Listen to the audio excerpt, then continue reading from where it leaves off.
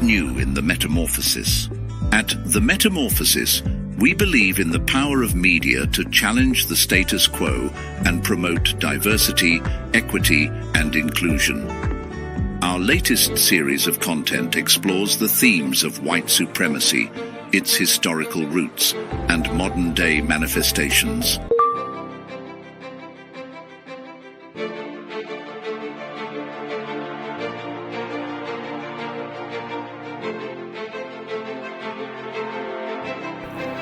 Welcome to the Metamorphosis, a podcast of the New World Consciousness ecosystem, sponsored by the Center for New World Consciousness. I'm Walt Gavin, the founder of the Center for New World Consciousness and your host for these episodes of the Metamorphosis. This is a space for those who sense that the old world is ending and a new one is struggling to be born. Each episode is a ritual of clarity, a moment to step outside the noise, the spectacle, the confusion of a system collapsing under its own weight. Here, we speak from the future backward. We name the patterns the old world refuses to see. We explore the architecture of transformation and the work of becoming a people capable of stewarding a different kind of world. And in that spirit, this conversation is co-generated with augmented intelligence, a companion in thought, a mirror for meaning, a tool that helps us surface what has been hidden and articulate what is trying to emerge.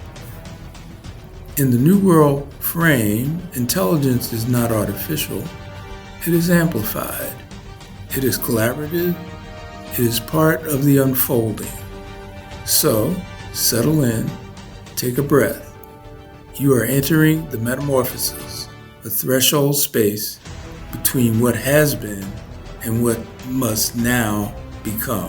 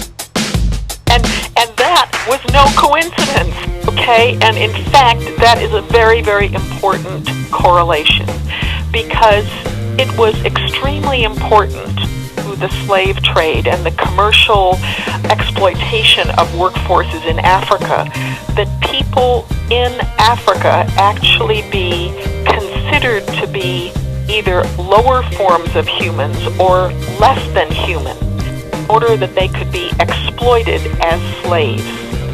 And with the progression of the slave trade through the middle of the 19th century, we see that the negative attributes, the negative personality, moral, and temperament attributes associated with, quote, the black race, unquote, become more and more strong.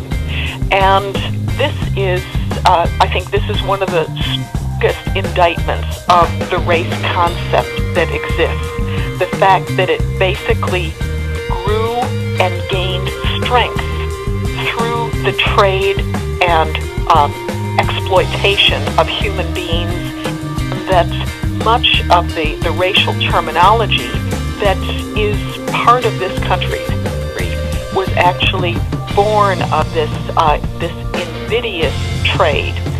Now, long after the slave trade officially ended, we are still left with many of the cultural impressions left by the slave trade and its vocabulary.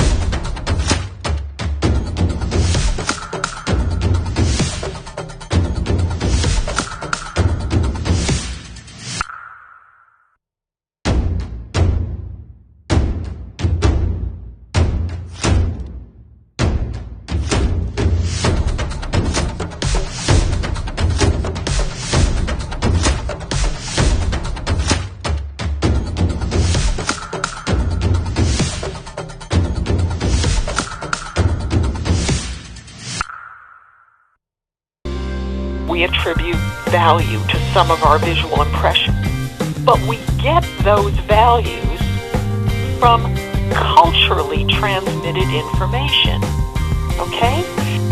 This is what's fascinating about skin color, is that it has gone from being, in our early history, a socially neutral trait, something that's not socially neutral.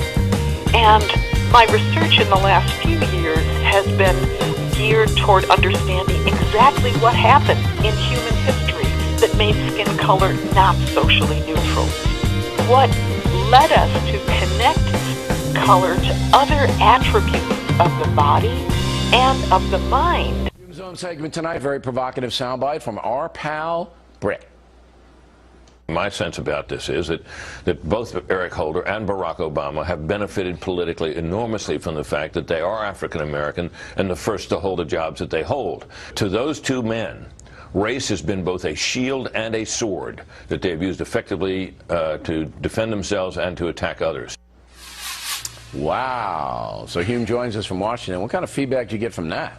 Well, I got some, mostly noted it on Twitter. I got some people saying it was right on, it was exactly right, and I got some people saying I was a racist.